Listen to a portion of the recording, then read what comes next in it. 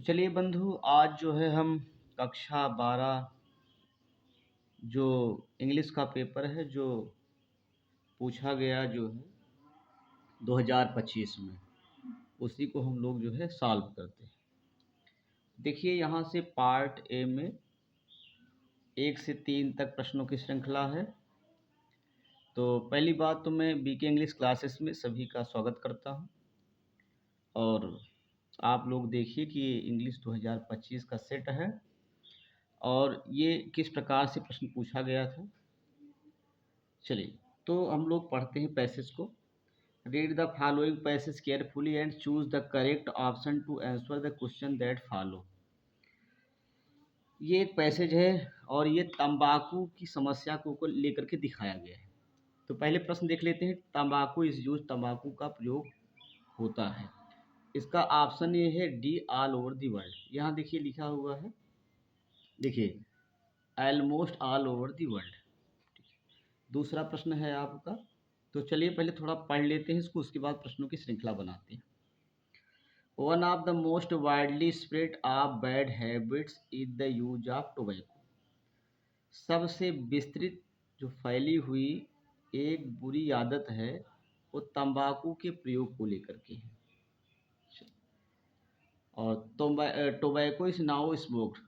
Tobacco यानी तंबाकू को स्मोक किया जाता है, सीव्ड इसे चबाया जाता है बाय मैन लोगों के द्वारा, वुमेन महिलाओं के द्वारा, एंड इवन बाय चिल्ड्रेन और यहाँ तक कि बच्चों के द्वारा भी, ऑल ओवर दी वर्ल्ड पूरे संसार में। It was brought in to Europe. इसे यूरोप में लाया गया था फ्रॉम अमेरिका, अमेरिका से यूरोप में लाया गया था अमेरिका से बाय सर वाल्टर रेल के द्वारा 4 सेंचुरी एगो, 400 शताब्दी पहले। चलिए थोड़ा सा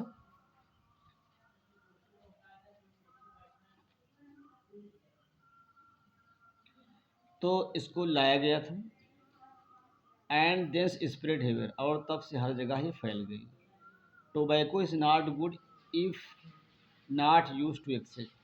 ये बताया गया कि जो है टोबैको की जो अधिकता है वो जो है खतरनाक है। On the habit of use tobacco is form. और ये बताया गया कि जो टोबैको का स्वरूप है प्रयोग करने का, अगर उसकी आदत पड़ जाए एक बार, is extremely difficult to get it off, तो बड़ी मुश्किल से उसका छुटकारा होगा। तो पहला प्रश्न है टोबैको इज यूज, टोबैको का प्रयोग किया जाता है। आंसर होगा ऑल ओवर द वर्ल्ड, पूरे संसार में इसका प्रयोग किया जाता है। दूसरा प्रश्न देखिए बंधु, get rid of the habit of, get get rid of the habit of using. तो गेट रिड ऑफ मैंने छुटकारा पाना आदत से। तो किसकी आदत से छुटकारा पाना है यहाँ पे, तो टोबैको, तंबाकू की आदत से हमें छुटकारा पाना है। तो ऑप्शन दूसरे का सी होगा। तीसरा प्रश्न देखिए आप, which word in the passage opposite of nowhere. Nowhere का विलोम क्या है। तो यहाँ देखिए जैसा पैसेज में दिखाया गया है एवरीवेयर, एवरीवेयर 3 का ए है। तो प्रश्न संख्या जो है हम लोग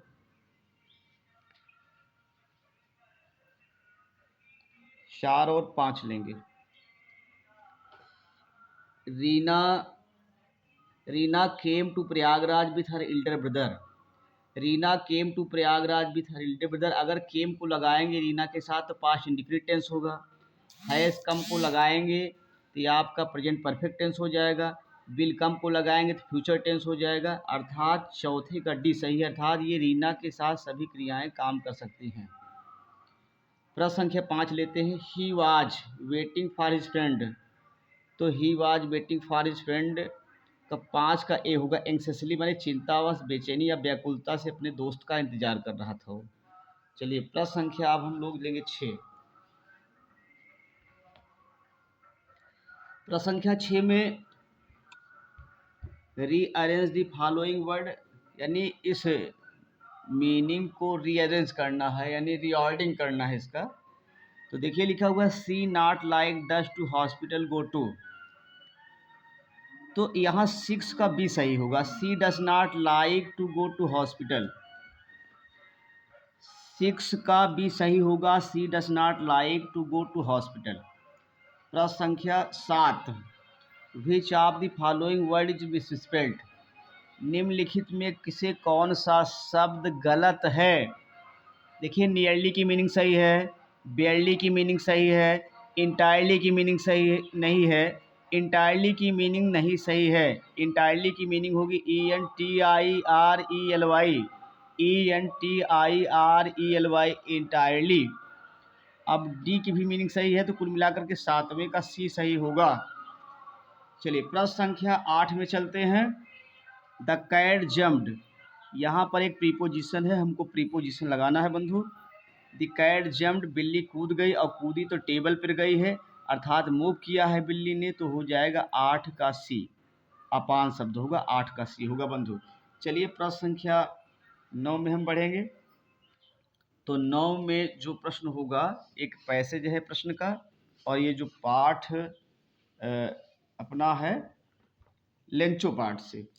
तो ये पहला पार्ट है लेटर टू गॉड का। जब उसकी पूरी फसल नष्ट हो जाती है तो वो जो है बड़ा दुख व्यक्त करता है, और इस तरीके से वो जो है जब लौट करके शाम को आता है तो पूरी कहानी जो है उसमें दर्शाई गई है।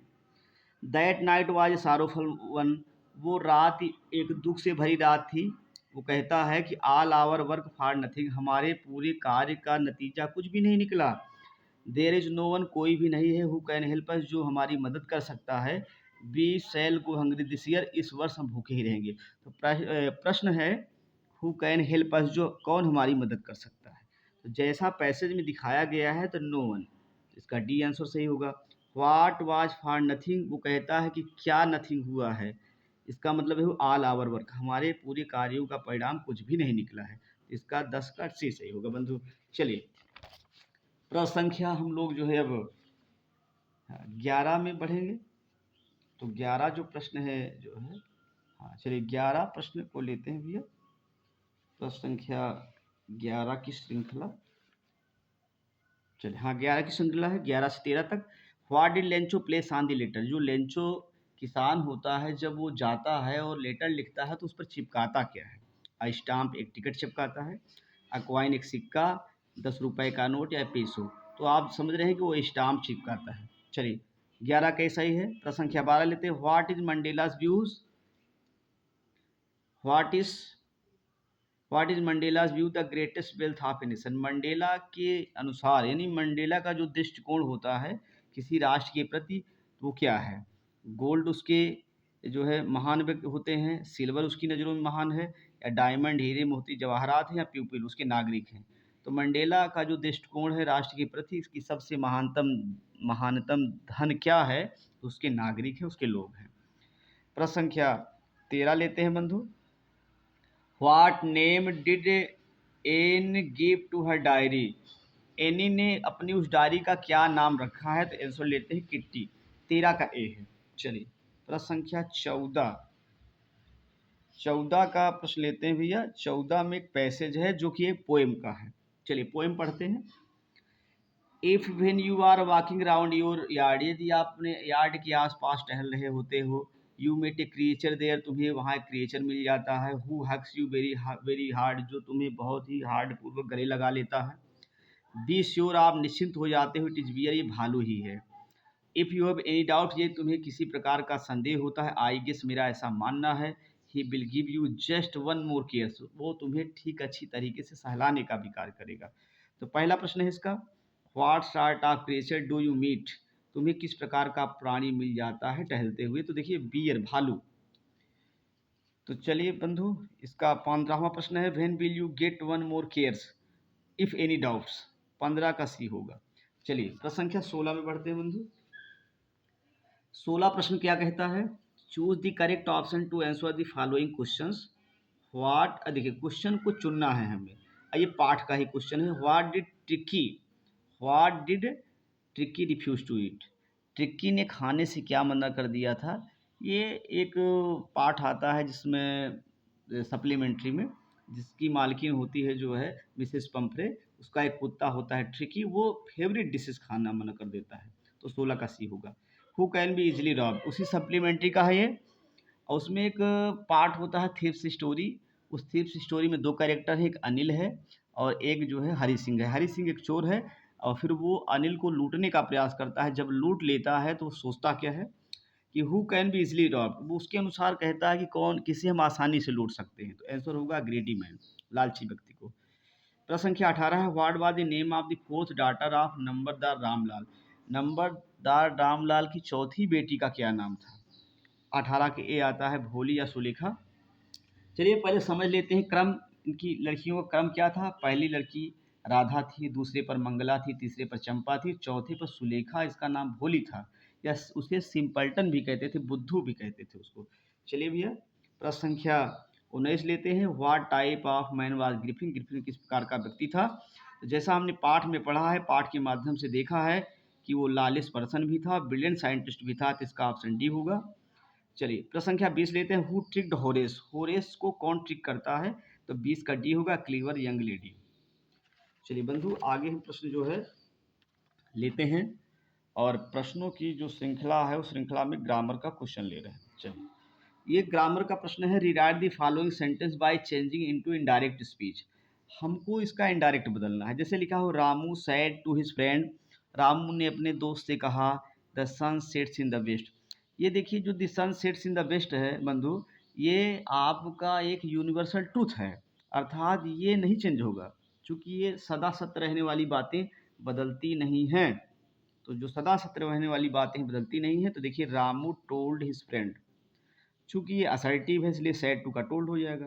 तो रामू टोल्ड हिज फ्रेंड, अब दैट्स इसको जोड़ देंगे। चलिए दूसरा प्रश्न लेते हैं इसका। दूसरा प्रश्न इसका एक पैसिव है, he took his son to the hospital, वो अपने बेटे को या अपने पुत्र को हॉस्पिटल ले गया। तो इसका ऑब्जेक्ट होगा हिज सन, चूंकि ये पास्ट इंडेफिनिट टेंस में लिखा गया है, तो इसका हो जाएगा हिज सन। अब क्रिया हो जाएगी वाज, थर्ड फॉर्म हो जाएगी taken to the hospital by him. तो his son was taken to the hospital by him. चलिए बंधु अगला क्वेश्चन लेते हैं हम, और ये क्वेश्चन आपका पंक्चुएट का है। पंक्चुएट द फॉलोइंग, ये प्रश्न है, रीता सेड टू रीना, रीता ने रीना से कहा, will you not be going to see Sheela, क्या तुम शीला से मिलने या शीला को देखने नहीं जा रही हो।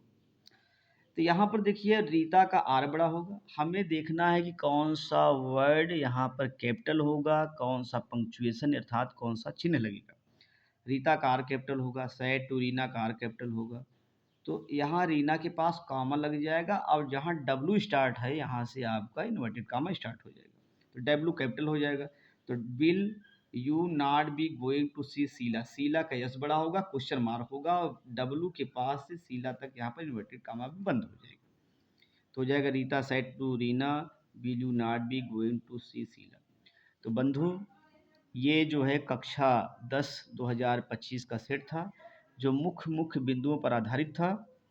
तो ये 60 टाइप के बेहतरीन क्वेश्चन थे सब जो है लगभग, और जो लॉन्ग टाइप शेष हैं उनकी भी एक श्रृंखला मैं निकालूंगा। और तब तक आप जो है हमारे चैनल को आप लाइक करिए, सब्सक्राइब करिए, और बिल्कुल जो है हमारे चैनल को पसंद करिए। और हम ऐसी आशा करते हैं कि जब आप इसको बढ़िया से देखेंगे तो बेहतरीन समझने का आप प्रयास करेंगे। तो तब तक जो है सभी को धन्यवाद, फिर मिलते हैं हम अगले वीडियो में, तब तक के लिए बहुत बहुत धन्यवाद बंधु।